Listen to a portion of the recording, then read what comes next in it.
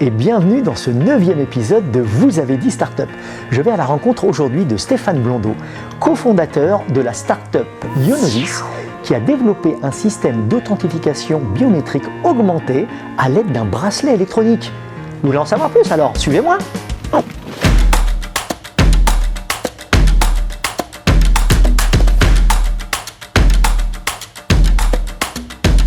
Bonjour Stéphane. Bonjour Omid. Alors tu as créé ta société en 2012. Est-ce que tu peux nous en dire en quelques mots que fait ta solution?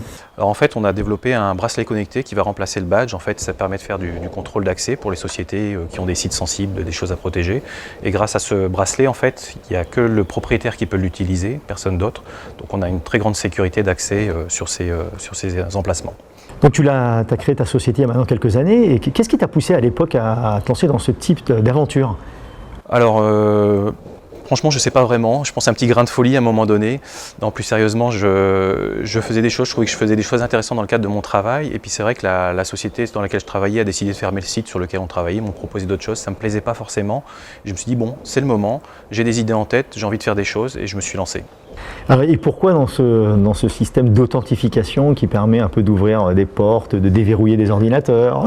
C'est assez marrant parce qu'en fait le problème c'est ma femme qui est venue me voir un jour en disant voilà, il y a quelqu'un qui a piraté mon compte iTunes, et on a regardé un petit peu ce qui s'est passé. Elle utilisait le même mot de passe que sur d'autres sites, il y en a un qui avait dû se faire pirater et puis bon voilà, c'était le début des ennuis. Et en fait au niveau professionnel j'avais un peu le même genre de soucis, des badges qui se perdaient, des mots de passe qu'il fallait retrouver, qui s'échangeaient. Je me suis dit il faut changer quelque chose. Donc c'est là vraiment que l'idée a démarré et puis de fil en aiguille, finalement ça s'est concrétisé autour d'un objet, d'un bracelet et puis d'un système de biométrie pour pouvoir sécuriser tout ça. Et quand tu t'es lancé, tu avais eu quelques craintes? C'est ta première start-up ou est-ce que tu avais déjà des expériences d'entrepreneuriat avant? Alors pas du tout, moi je suis ingénieur de formation, j'ai une carrière très classique, pas de gens autour de moi qui étaient dans l'entrepreneuriat, donc j'avais pas forcément cette idée-là. Et du coup je suis vraiment parti de zéro. J'ai fait quelques petites formations, j'ai fait quelques salons de l'entrepreneuriat, j'ai rencontré des gens et finalement ça m'a donné suffisamment confiance pour démarrer. Ouais, tu as accumulé un peu d'expérience et tu te dis allez, de toute façon il faut y aller. Oui voilà, c'est ça. À un moment je me suis dit il faut y aller, il ne faut pas se poser trop de questions et finalement ça paiera ou ça paiera pas, mais en tout cas il faut y aller.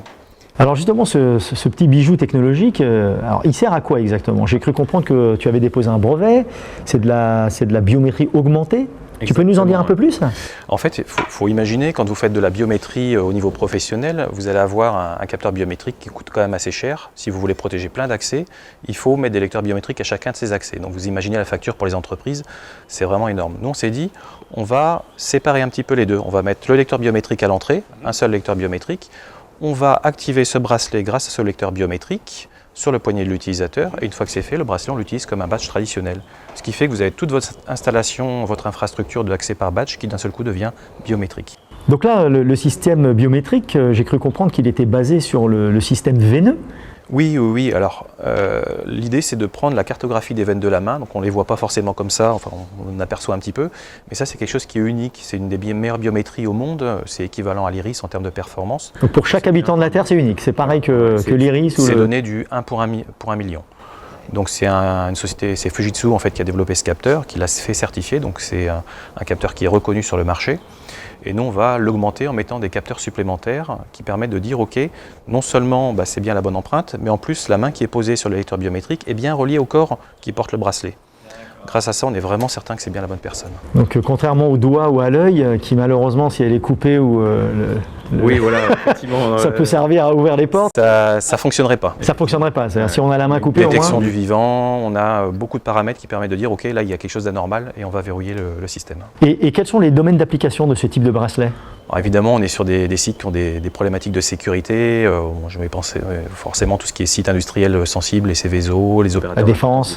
La défense, les aéroports, enfin voilà, tout ce qui à un moment donné fait appel à des processus vraiment critiques, sensibles, mais aussi des gens qui ont des données sensibles, par exemple les data centers, typiquement, ou même des laboratoires industriels qui veulent protéger les accès aux données un peu. Et ça va jusqu'à pouvoir même déverrouiller une session de notre ordinateur, type Windows par exemple? Oui, exactement. On fait l'ouverture de session Windows. Après, on peut s'intégrer avec des logiciels qui permettent de faire ce qu'on appelle du single sign-on, c'est accéder à des sites. Donc l'authentification unique.